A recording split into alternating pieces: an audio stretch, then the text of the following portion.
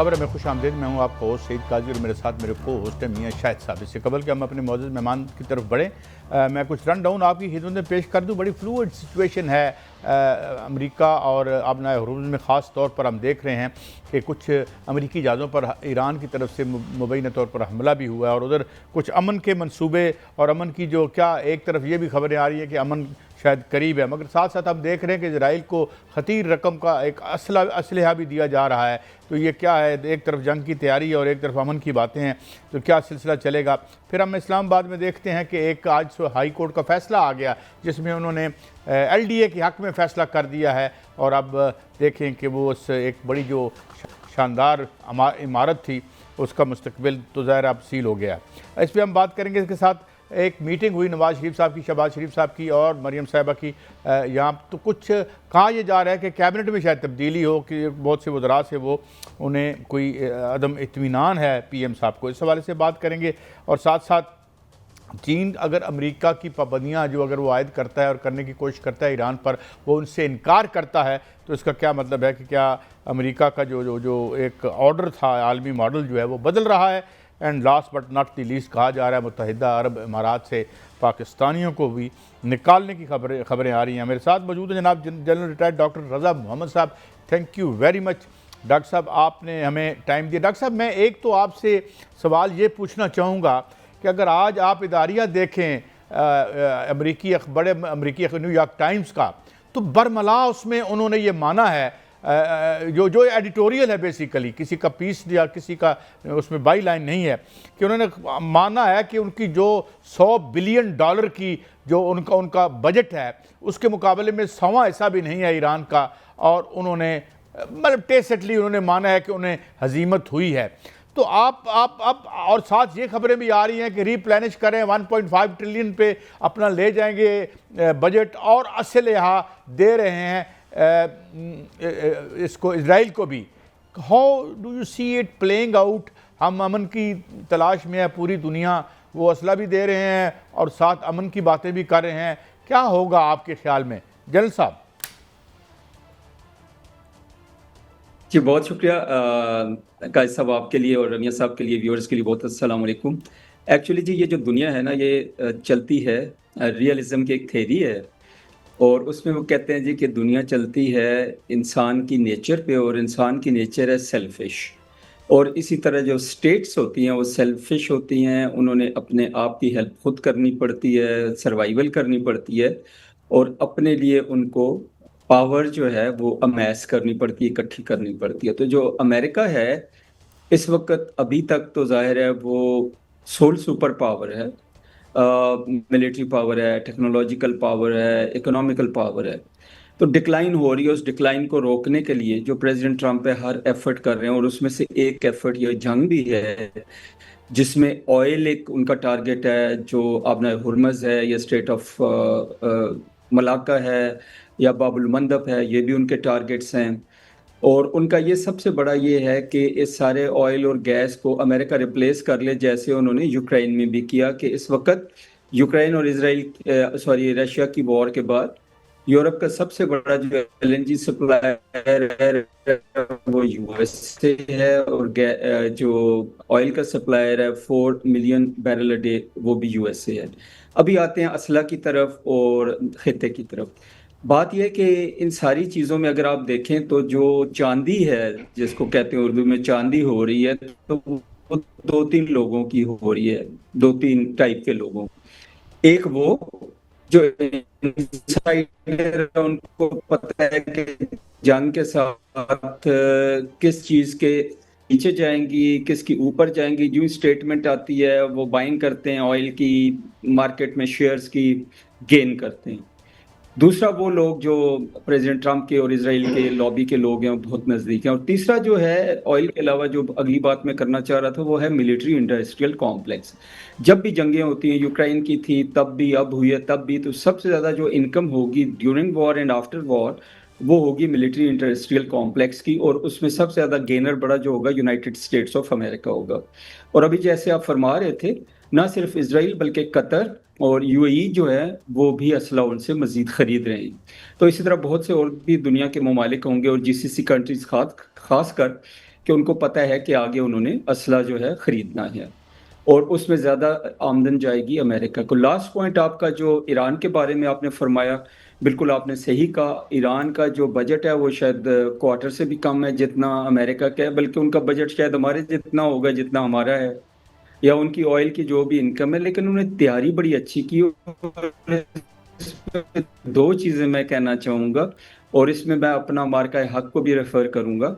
ये नहीं होता कि आपके पास इक्विपमेंट कितना अच्छा है या कितना मॉडर्न है, दो चीजें बहुत मैटर करती हैं। आप कितने इंटेलिजेंट और वेल ट्रेन्ड है और उसको यूज कैसे करेंगे, और जज्बा ईमानी कितना है कि आपके लिए मौत का खौफ नहीं है। तो ईरान के पास ये दोनों चीजें थी, जज्बा ईमानी भी था, लोग इंटेलिजेंट थे, उनको पता था चीजों को यूज कैसे करना है, उनकी हिफाजत कैसे करनी है। तो इस तरह से ये हुआ कि इतनी बड़ी ताकत से उन्होंने आंख से आंख मिलाई, जवाबात दिए। एक ताकत नहीं थी, खित्ते की ताकत इसराइल, जिसके पीछे अमेरिका और परहैप्स पूरा यूरोप और बाकी लोग भी खड़े थे, और दूसरी तरफ जो है अमेरिका जो सुपर पावर है।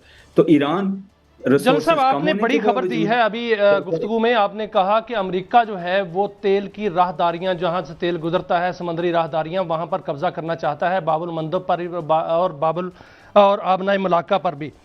ये इसमें कोई शक नहीं कि उन्होंने आबनाए हरमूज पर तो तकरीबन कब्जा कर लिया है, नाकाबंदी कर दी है। अब एक तरफ जो है वो मुज़ाकरात की बात हो रही है, दूसरी जानिब आज सदर ट्रंप कहते हैं कि उन्होंने प्रोजेक्ट फ्रीडम जो है वो शुरू कर दिया है। उसमें आगाज में उन्होंने बताया कि 15,000 अहलकार, गाइडेड मिसाइल डिस्ट्रायर जो हैं वो भी, और 100 से जायद लड़ाका तैयारे इसमें हिस्सा लेंगे, और वो आबनाए मलाका से दूसरे जहाज़ों को महफूज रास्ते से गुजारेंगे जहां के वो ईरानी कंट्रोल में है। आज उनके 2 जहाज जो हैं वहां पर आए, ईरान ने उन पर जो है वो हमला किया, 2 मिसाइल दागे, वो पीछे हट गए, और ईरान ने कहा कि अगर वो आबनाए हरमूज में आते हैं तो ये जंग बंदी की खिलाफ वर्जी होगी। आप क्या देख रहे हैं कि वहां से प्रोजेक्ट फ्रीडम शुरू हो चुका है, यहां से उनको जो है वो तंबीह हो चुकी है, वार्निंग जारी हो चुकी है। अगर ये झड़प ज्यादा बढ़ती है तो ये बहुत बड़ी जंग में तब्दील हो सकती है। जी, सबसे पहली बात तो ये कहूंगा मियां साहब के आपका जो लास्ट पॉइंट था उसी से हम डिस्कशन का आगाज कर देते हैं। जाहिर है कि अगर ईरान जो है उन पे हमला करेगा तो जवाबी हमला भी होगा, झड़प हो सकती है, तो आबनाए हुर्मुज़ खुलने की बजाय उल्टा बंद हो जाएगी। लेकिन ये आबनाए हुर्मुज़ जो है, या ये आबना जो है, ये वो है कि जो पहले खुली थी और जंग के बाद बंद हुई, और पहले ईरान ने बंद की, फिर खोल दी, फिर अमेरिका ने बंद कर दी। लेकिन जो मुझे विजिबिलिटी है स्टेटमेंट्स को देख के, और जो मुझे मेरा ख्याल है, मेरा ज़ाती ख्याल है कि ये आबनाए हुर्मुज़ जो है, छोटे मोटे इरिटेंट्स तो रहेंगे लेकिन ग्रेजुअली ये खुल जाएगी, और ये सबसे पहला जो स्टेप होगा टुवर्ड्स पीस होगा, अटेनमेंट ऑफ पीस। बाकी जो पॉइंट्स हैं न्यूक्लियर वाले, और उसके अलावा बाकी जो सैंक्शंस के पॉइंट्स हैं, ये जंग ना होने के, ये परमानेंट सीज फायर के, वो इसके बाद आएंगे। पहली बात तो ये होगी आबनाए हुर्मुज़ पे मैं ये बात करूंगा। दूसरा जो ऑयल की बात है, अगर आप देखें तो प्रेसिडेंट ट्रंप की जो इलेक्शन कैंपेन है उसका हिस्सा था कि वो अमेरिका का जो ऑयल के कुएं बंद हुए हैं, या अमेरिका में ऑयल है और वो ड्रिल नहीं कर रहे, तो उन्होंने कहा था कि ड्रिल बेबी ड्रिल, कि जी हमने खोलना है। और अभी भी उनका जो सबसे बड़ा जो प्रोजेक्ट है उनके जहन में बाकी चीज़ों के अलावा, वो है कि दुनिया की एनर्जी पे उनका तसल्लुत हो, डायरेक्ट या इनडायरेक्ट। जैसे वेनेजुएला का आपके सामने एग्जाम्पल है, इस तरह ग्रीनलैंड को अगर आप देखते हैं तो ग्रीनलैंड जो वो सोच रहे हैं, ग्रीनलैंड में 2-3 चीज़ें हैं। ग्रीनलैंड में एक तो ये है कि वो चाहते हैं कि वहाँ पे गोल्डन डोम एयर डिफेंस सिस्टम हो, क्योंकि रशिया से अगर कोई वॉर होनी है या फ्लाई करना है जहाज़ों ने, तो उनके ऊपर से गुजरेंगे। इसी तरह जो ग्रीनलैंड है वहाँ पे नई जो है सी लाइंस ऑफ कम्युनिकेशन खुल रही हैं आइस मेल्ट की वजह से, और 2030 के बाद उसमें नए रास्ते खुलेंगे। तो उनको पता है कि जो नए रास्ते खुल रहे हैं इससे रशिया जो है यूज़ करेगा, तो वो रशिया और चाइना के लिए इन चीज़ों को बंद करना चाहते हैं। तो ओवरऑल जो प्रेसिडेंट ट्रंप का जो ऑब्जेक्टिव मेरे जहन में आता है वो ये है कि एनर्जी पे भी कब्जा हो, और जो गुजर गए हैं उन पे भी उनका कब्जा हो, कब्जा नहीं है तो उसके ऊपर कंट्रोल हो, मतलब हर चीज से उनको गेन हो। और गेन लेकिन जो है जल साहब, जब हम उसमें कब्जे की बात इम्पोर्टेंट करते पॉइंट हैं कि लास्ट में अमेरिका कहना कब्जा चाहूंगा करना चाहता कि है जो जो दुनिया समुद्री राहदारियां हैं उन पर। जी, मैं आपका क्वेश्चन समझ गया हूँ मियां साहब, मैं बताता हूँ जी, मैं जो मेरा ख्याल है, जो गुजर गए उन पे कब्जा पूरा तो कोई कर नहीं सकेगा जी, ना अमेरिका कर सकेगा ना कोई और कंट्री, क्योंकि इतनी सारी जगहों पे नेवी बिठा के कंटिन्यूसली 100% कंट्रोल लेकिन मुश्किल सर होता है, मैं लेकिन इसी पे इनडायरेक्ट जो है वो कंट्रोल एक के और रहनुमाई तरीके चाहता हूं, हो आपके सकते हैं। सामने कुछ हकायक रखता हूं। जनरल साहब, कुछ हकायक रखता हूं कब्जे के हवाले से ताकि उस पर रहनुमाई दे सकें। जब हम कब्जे की बात करते हैं तो ईरान ने आज आबनाए हरमोज का एक नया नक्शा जारी कर दिया है। उन्होंने मेरे सामने एक नक्शा पड़ा हुआ है।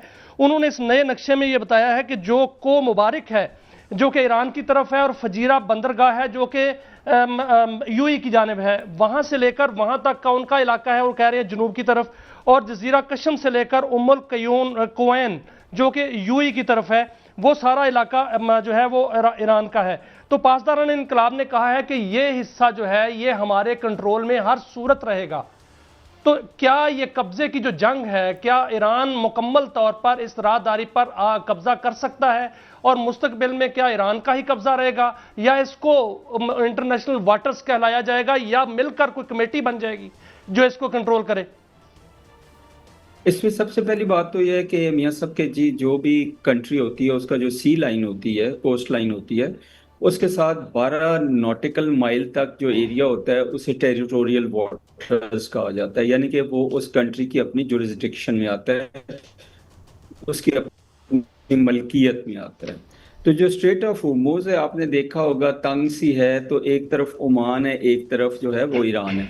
तो दोनों के अगर वो टेरिटोरियल वाटर्स को देखा जाए तो ये जगह उनकी बनती है टेक्निकली स्पीकिंग अकॉर्डिंग टू जो सी लॉज हैं। नंबर 2 बात यह है जी कि क्या इनको बंद कर सकते हैं कि नहीं बंद कर सकते और कहाँ तक उनकी वो जो है उन्होंने नक्शा नया दिया है। उसकी जो बेसिक रीज़न है वो यही है कि वो टेरिटोरियल वाटर्स जो है उनके साथ साथ उन्होंने शायद लाइन लगाई होगी, मैंने वो नक्शा देखा नहीं है जी।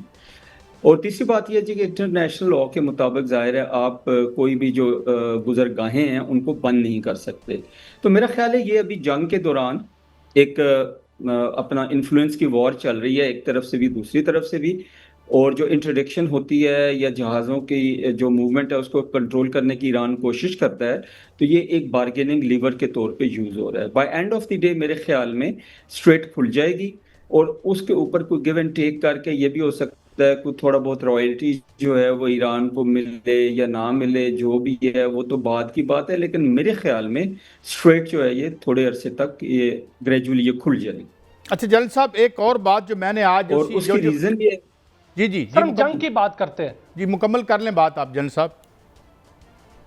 जी जी मैं बस ये कहना चाह रहा था जी, रीज़न सिर्फ एक है कि ना सिर्फ ईरान का खित्ते के जो इस गुजरगाह पे जो डिपेंडेंट ममालिक हैं ऑयल के लिए, गैस के लिए, कमोडिटीज़ के लिए, उनका बल्कि पूरी दुनिया का नुकसान हो रहा है और ग्लोबल इकोनॉमी जो है उस पर भी इफेक्ट हो रहा है। मैं इसी हवाले से एक बात और जलन साहब आपसे पूछना चाहता हूं, जो आज मैंने अभी आपके सामने कोट किया था उसमें एक बात उन्होंने ये कही है कि जो मिलिट्री इंडस्ट्रियल कम्प्लेक्स है अमेरिका का वो बिल्कुल फ्लेक्सिबल नहीं है और वैसे भी प्रॉफिट बेस्ड है, अनलाइक चाइना या किसी हद तक कंसोर्शियम है जिसे कंट्रोल रशिया की गवर्नमेंट करती है। तो ये वो उनको बड़ा एक टाइम चाहिए to replenish and again attack Iran. तो क्या वो अब दरमियान में टाइम बाय कर रहे हैं कि इसको हम कहीं आगे मुबैना तौर पर जो वो तबाही करना चाह रहे हैं ईरान की, they will seek some time?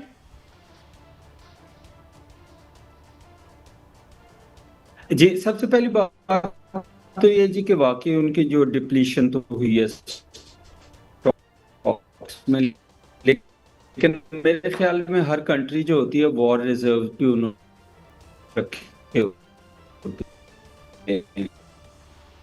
और मुख्तलिफ इसके रिजर्व कुछ जैसे अमेरिका के जो ऑयल वो 90 डेज जो वॉर होते हैं, किसी ने 30 दिन, किसी ने 45 दिन के, किसी ने कितने % रखे होते हैं।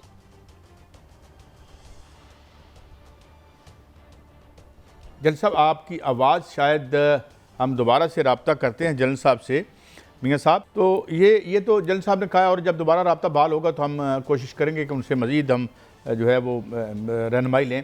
मगर मियाँ साहब ये जो आप फरमा रहे थे और ये हम देख रहे हैं कि ये दोबारा से एक, मेरे ख्याल में अभी जलन साहब ने बात मुकम्मल नहीं की, शायद हम उनसे दोबारा पूछेंगे कि वो उनका जो उनके खुद जो जरीदे हैं मियाँ साहब वो ये फरमा रहे हैं कि जी उनके पास डिप्लीशन हुई है और वो वेपन्स उनके पास मौजूद नहीं है, उनके पास जदीद तरीन और बड़े आला वेपन्स हैं, अखबार लिखता है, मगर वो जो छोटे छोटे सस्ते ड्रोन्स हैं उनका मुकाबला करने के लिए उनके पास फिलहाल कुछ नहीं है। और कहा यह जा रहा है कि उनका कुछ तोड़ करें, तो मियाँ साहब उनका तोड़ करते करते तो कुछ टाइम लग जाएगा। मियाँ साहब देखें कायद साहब, उनका तोड़ होगा या नहीं होगा, लेकिन एक सर जो इस खित्ते में खेल खेला जा रहा है उसको भी नजर में रखना चाहिए, क्योंकि ईरान के पास जो असला है वो तो मौजूद है, उसके पास सस्ते ड्रोन भी हैं और उनके पास जो है मिसाइल भी हैं, दीगर टेक्नोलॉजी भी उनके पास आ गई है, रिवर्स इंजीनियरिंग भी वहां पर हो रही है।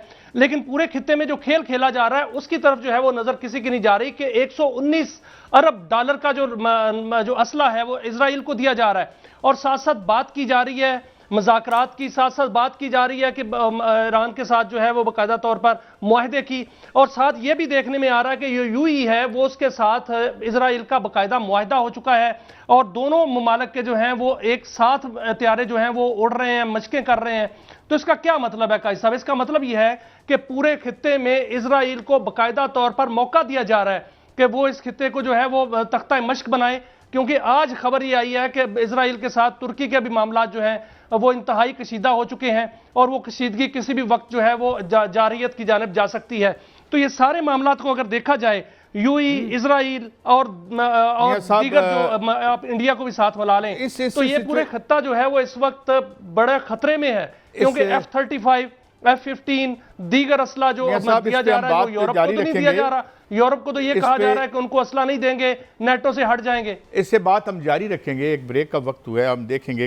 ज़ाहिर है उसने पूरे एग्स जो हैं यूएई ने तो उधर बास्केट में डाल दिए हैं, मगर क्या ये बून है या बेन है, ये उनके लिए तरियाक है या जहर साबित होगा, ये तो वक्त ही बताएगा। बहरहाल एक ब्रेक है, ब्रेक से वापस आएंगे तो बहुत से मौज़ूआत हैं, उन पर हम गुफ्तगू करेंगे। हमारे साथ रहिए।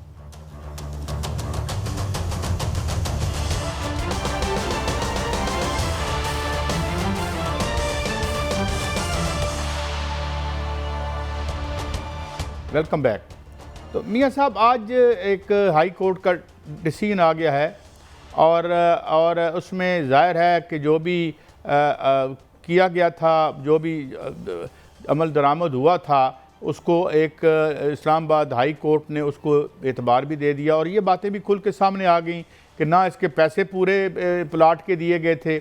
और उसके बाद जो सोशल मीडिया चला रहा है, मैं तो वो नहीं बोल सकता कि यकीनन वो सारे झूठ होगा कि जी ये किसी को मुफ्त मिला है, किसी को 90 लाख का मिला है, यकीनन ऐसी कोई बात नहीं होगी, मगर इसमें ज़रा तफ्तीश करा लेने में भी खैर से कोई हर्ज नहीं है। मगर अब तो ये बात तय है कि हाई कोर्ट की हद तक ये मामला तय हो चुका है और इसमें जो जो 17-18 लोगों के बारे में तफ्तीश है, क्या वो होगी और क्या वो मियाँ साहब किसी मनतकी अंजाम तक पहुँचेगी, क्यों?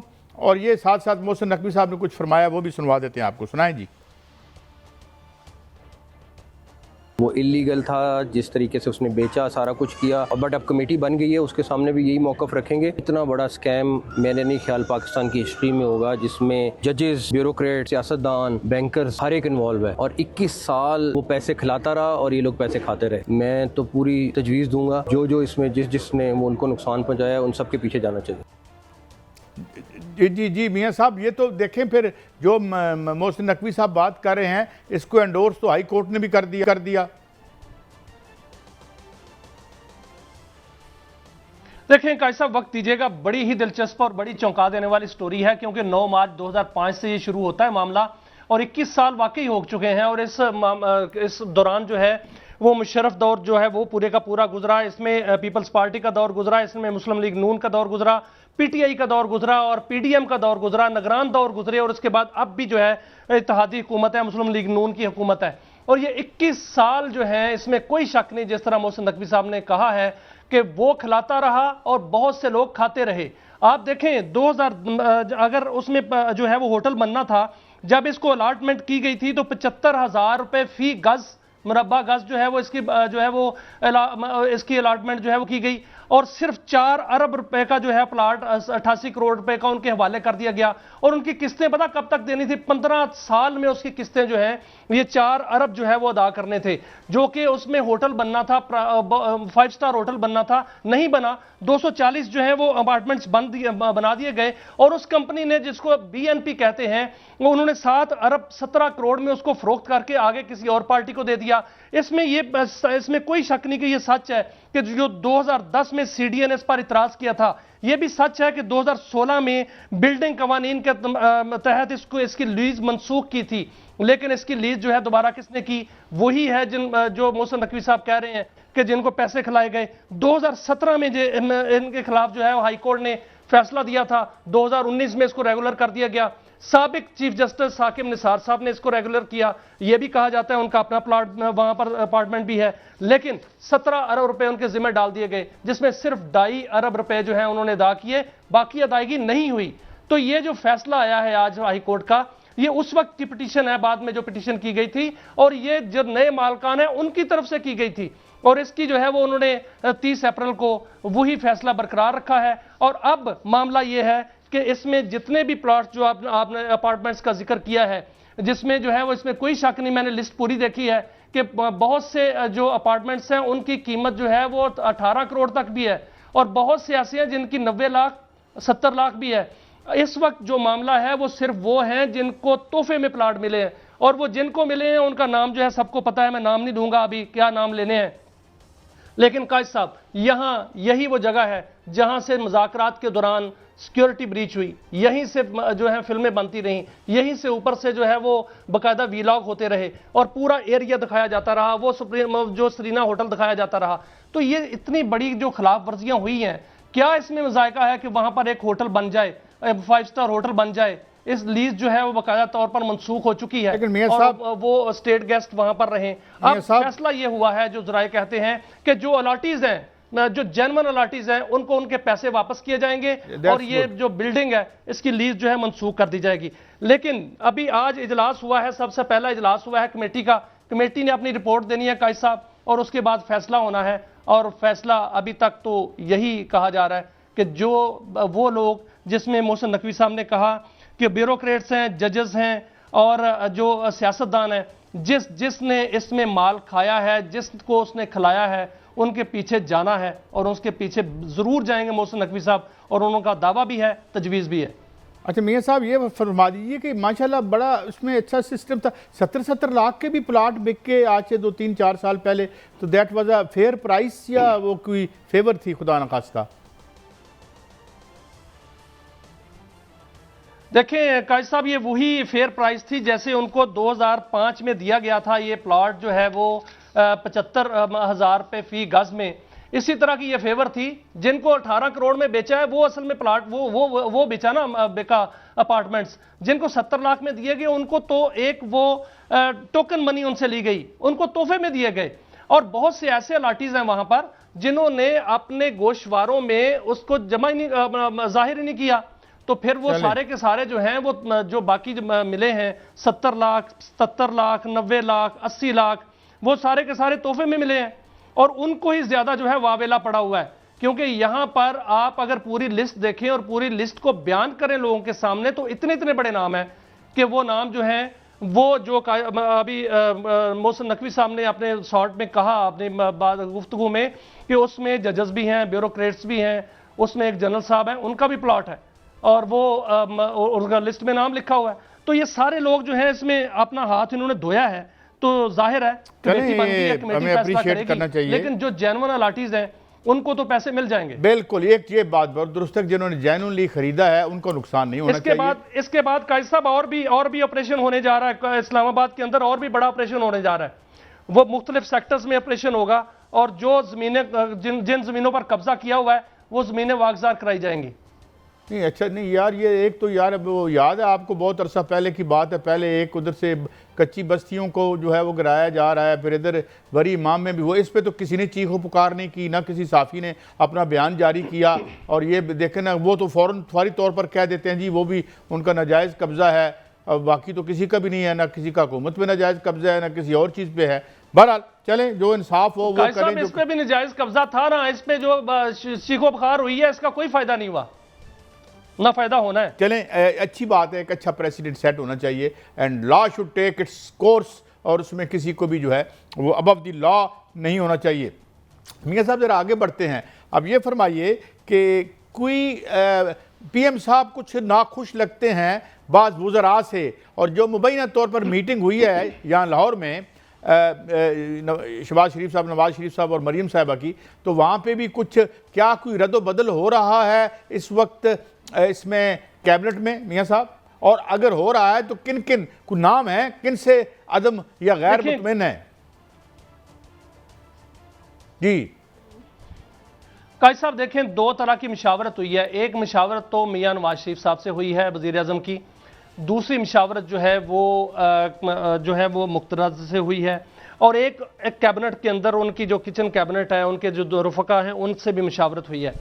इसमें मशावरत में ये आया सामने कि वज़ीर आज़म ने यह पहले कहा था कि कारकर्दगी जांची जाएगी, कारकर्दगी जांची गई है, और ऐसी वजारतें जिनमें कारकर्दगी बेहतर नहीं है उन वज़रा को जो है वो तब उनके कलमदान तब्दील किए जाएंगे, और 3 वज़रा उसमें नए वज़ीर जो हैं वो ऐड किए जाएंगे। 2 वज़ीर जो हैं वो बलोचिस्तान से हैं और 1 वज़ीर जो है वो KPK से लिया जाएगा। ये 3 जो हैं ये नए ऐड किए जाएंगे। और इसके अलावा जो है वो वजारत कामर्स जो है, हाउसिंग, दिफा, पेट्रोलियम और मैरी टाइम्स जो है, इसके बारे में कहा जा रहा है कि इनको शायद इनके पोर्टफोलियो जो हैं वो वज़ीरों के ये तब्दील हों, क्योंकि वजारतों की तब्दीली तो अब ठहर चुकी है। और एक वज़ीर ऐसे हैं जिन्होंने वज़ीर आज़म को रज़ा कराना तौर पर कहा है कि और वो वजारत से जो है दस्तबरदार होना चाहते हैं, उनकी भी वजारत जो है वो शायद उनको भी वहाँ से जो है रिलीफ किया जाए। तो इसमें ईद के बाद रमा माह में ही ये जो है इसका फैसला हुआ है कि रमा माह में ही इसके पोर्टफोलियो तब्दील कर दिए जाएंगे और कारकर्दगी की बुनियाद पर किए जाएंगे, और आइंदा भी वज़रा को कारकर्दगी की बुनियाद पर जो है वो बाकायदा जांचा जाएगा। जो कारकर्दगी पर पूरा नहीं उतरेगा, जो कि हुकूमत ने सेट की है, तो वो आइंदा भी तब्दील होगा इसमें, क्योंकि पाकिस्तान में इन्वेस्टमेंट भी आनी है, पाकिस्तान में तिजारत जो है वो बेहतर होनी है और इसको बेहतर अंदाज से करना है। बहुत से इन्वेस्टर आते हैं यहाँ पर पाकिस्तान में जो इन्वेस्टमेंट करना चाहते हैं, तिजारत करना चाहते हैं, तो ऐसी वजारतों को जो है वो बिल्कुल एफिशिएंट होना चाहिए। पेट्रोलियम की वजारत को एफिशिएंट होना चाहिए, क्योंकि मामला जो है वो बहुत ख़राब हो चुके हैं। इसके अलावा जो है मैरी टाइम्स का आजकल आपने देखा कि बहुत ज़्यादा अहमियत बढ़ गई है, तो उस हवाले से भी जो सोचा जा रहा है कि शायद वो वजारत भी जो है उसमें तब्दीलियाँ आएँ। हाउसिंग की वजारत में भी तब्दीलियाँ का इम्कान है, तो ये वज़ीर जो हैं वो उनके तब्दीलियों का इम्कान है। जो मशावरत जो है मुकम्मल हो चुकी है, अब देखना यह है कि इसी महीने में ये कहा जा रहा है कि शायद ये वजारतें तब्दील चलें, हम देखते हैं कारकर्दगी किस तरह होगी। और फिर ये है कि अगर उनकी कारकर्दगी ठीक नहीं है तो उनको किसी दूसरी वजारत में भेज के वो कैसे कारकर्दगी बेहतर हो जाएगी। एनीवे, एक ब्रेक है, ब्रेक की तरफ पढ़ते हैं तो वापस आएंगे। तो क्या दुनिया का जो माशी मॉडल है वो तब्दील हो रहा है, और इस बदली हुई सूरत हाल में पाकिस्तान माशी तौर पर कहाँ खड़ा है, कितना गेन कर सकता है? अभी तक तो माशाल्लाह जो बिजली की कीमतें हैं और ये जो पेट्रोल की कीमतें हैं वो तो बुरी तरह से ऑप्रेस कर रही हैं। एक ब्रेक के बाद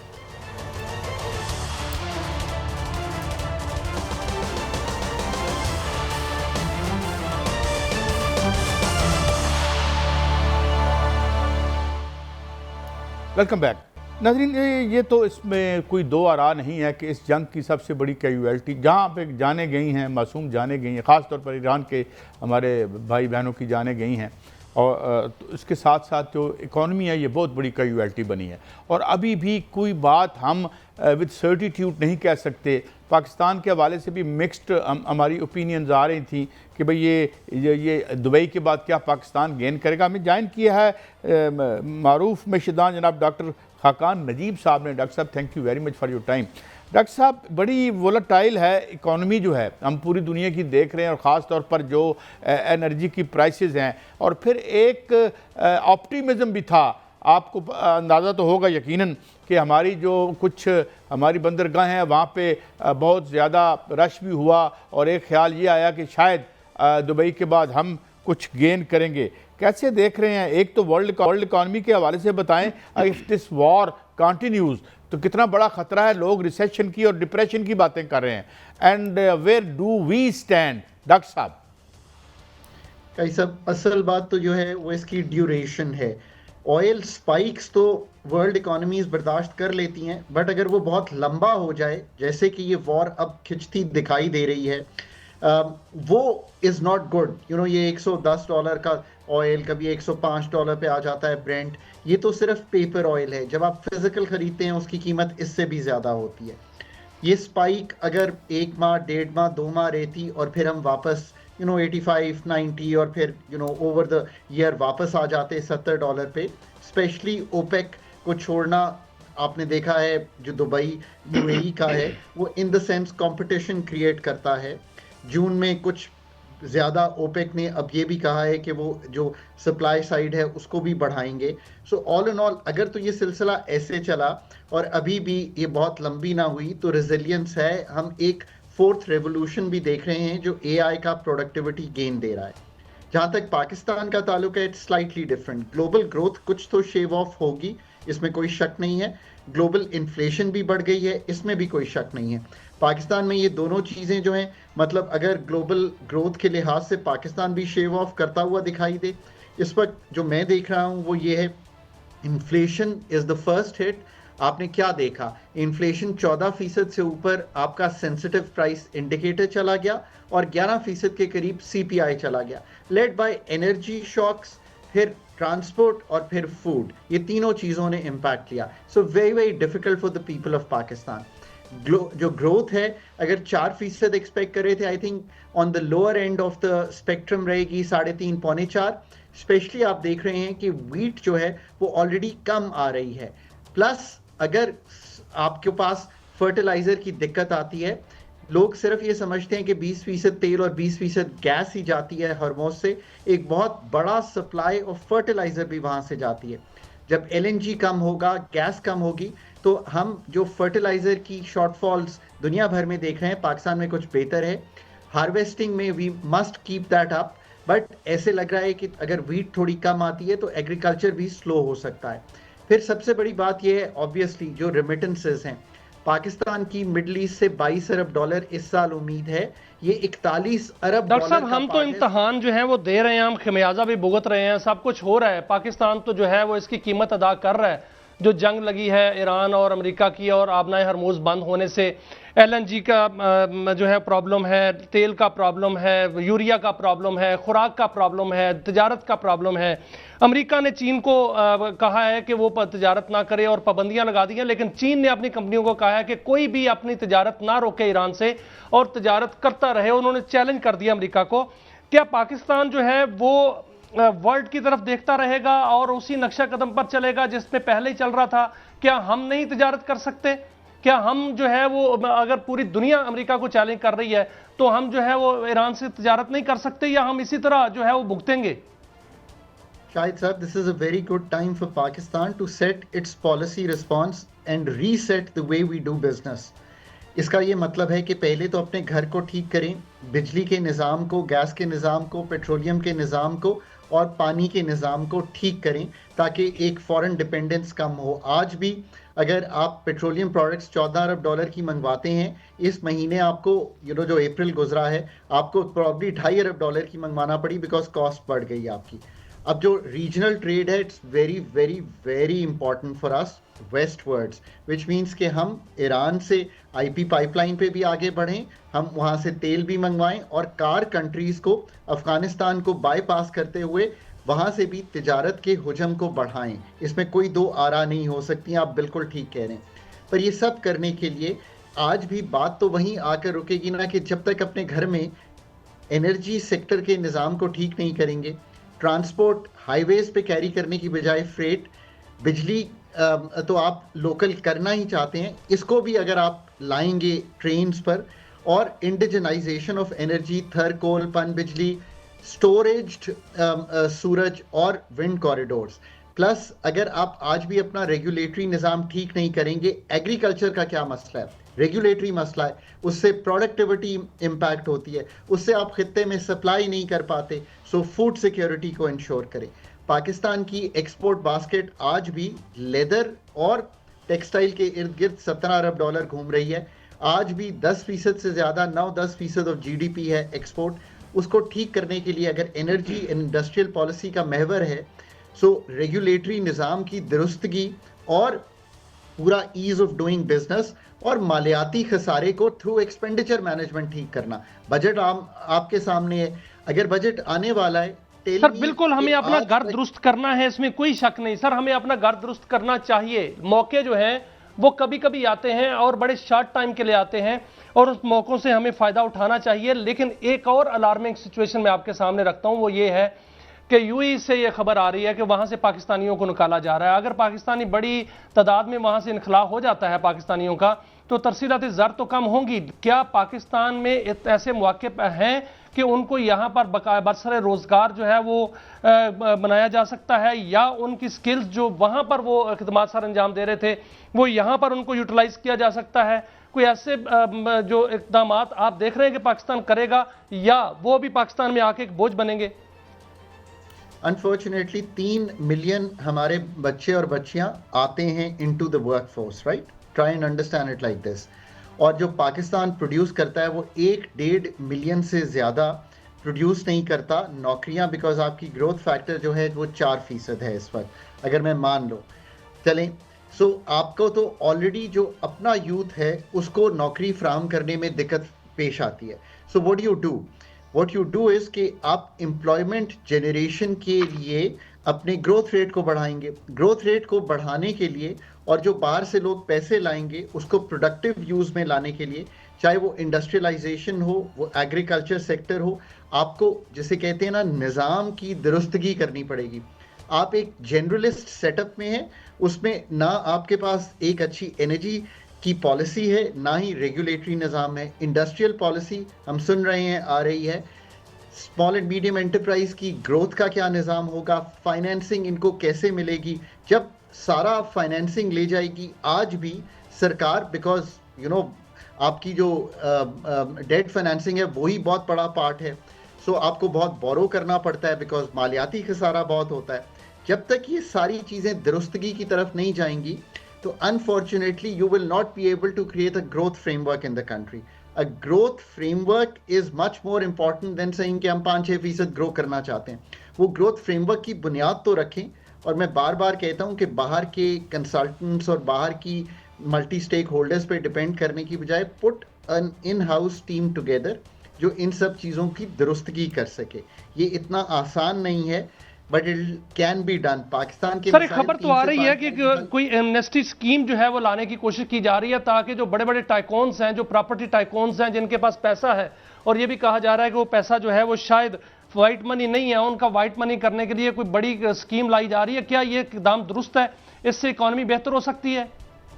पाकिस्तान अगले 2 साल जब तक IMF के साथ एंगेज्ड है तो कोई भी एमनेस्टी नहीं दे सकता during the currency of the programme. ये प्रोग्राम डॉक्यूमेंट में क्लियरली लिखा हुआ है। डॉक्टर साहब, बुनियादी बात जो आपने की वो यही है कि हमें अपना सेक्टर ठीक करना चाहिए अपनी ग्रोथ को बढ़ाने के लिए। और हम तो यही कह सकते हैं मोहसिन नकवी साहब से, जहाँ आपने इतना बड़ा काम किया, ये कोई एनर्जी वाला भी कोई कर दे ठीक तो शायद हम टेक ऑफ कर लें। इजाज़त दीजिए, ये था हमारा आज का शो। कल फिर मिलेंगे। अल्लाह हाफ़िज़।